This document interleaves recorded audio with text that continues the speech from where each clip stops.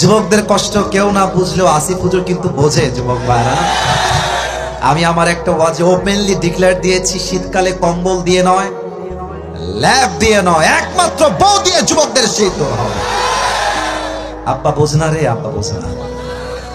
আব্বা বলে যে নিজের পায়ে দাঁড়া, নিজের পায়ে দাঁড়াইতে দাঁড়াইতে যৌবনের অর্ধেক যৌবন নষ্ট হয়ে যায়। আল্লাহ আব্বা জানদেরকে বোঝার তৌফিক দান করুন, পরে সবাই আমিন। আর অনেক মেয়েদেরকে দেখলাম তারাও মাহফিলে এসেছে।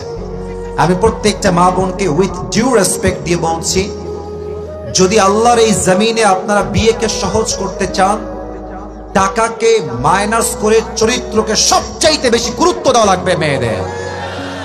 মেয়েদের কাছে আমি জানি না কেন যেন টাকাটা অনেক বেশি দামি হয়ে গিয়েছে।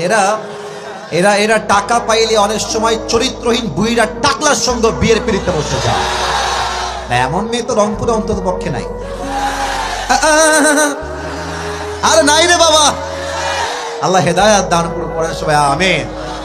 আমি প্রত্যেকটা যুবকের পায়ে হাত রেখে বলবো, আবদার করব, বিনয়ের সাথে বলবো, and I'm being very humble about it, বিনয়ের সাথে বলছি, চরিত্র রক্ষার জন্য বিয়ের চাইতে উত্তম কিছু আর কিছুই হতে পারে না।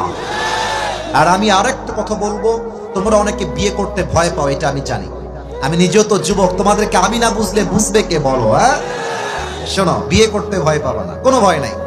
পুরুষ মানুষের জন্য বিয়ে একটা জায়েজ না, 4টা বিয়ে জায়েজ আছে। আমি বলছি তুমি 4টা বিয়ে করো, আমি বলবো তুমি একটা বিয়ে হালাল নিয়তে পরিষ্কার মনে করো। যদি জিতে যাও শাদী মুবারক, যদি হেরে যাও নেক্সট শাদী মুবারক। কথা বুঝলে বুঝতে, না বুঝলে ভয় নাই। আরে আমি মরদ মানুষ, মেয়ে আমার ঠকাইবে, আমি 2 পয়সা পরোয়া করি না। যুবক ভাই, দুনিয়াতে মেয়ের কোনো অভাব নাই। যে বিশ্বাস রাখবে আজীবন তোমার সঙ্গে থাকবো, বিশ্বাস রাখবা না তোমার জায়গা আমার লাইফে একচুল পরিমাণ হবে না। অনেস্টি, লয়্যালটি, বিশ্বাস আছে আমি আছি, বিশ্বাস নাই আমিও নাই, ঠিক কিনা বলে? অতএব সব ভুলে যাও।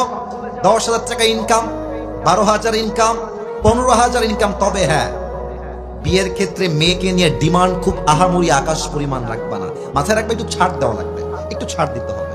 সব মেয়ে পারফেক্ট হবে না, কেউ পরিপূর্ণ পর্দাশীল হবে, কেউ পরিপূর্ণ পর্দাশীল হবে না, কেউ খুব বড়লোক হবে, কেউ মধ্যবিত্ত হবে, কেউ গরিব হবে। তুমি জাস্ট এইটা দেখবা যে রাসূলের সুন্নাহ অনুযায়ী এই মেয়েটার দিনদারিত্ব ঠিকঠাক আছে কিনা।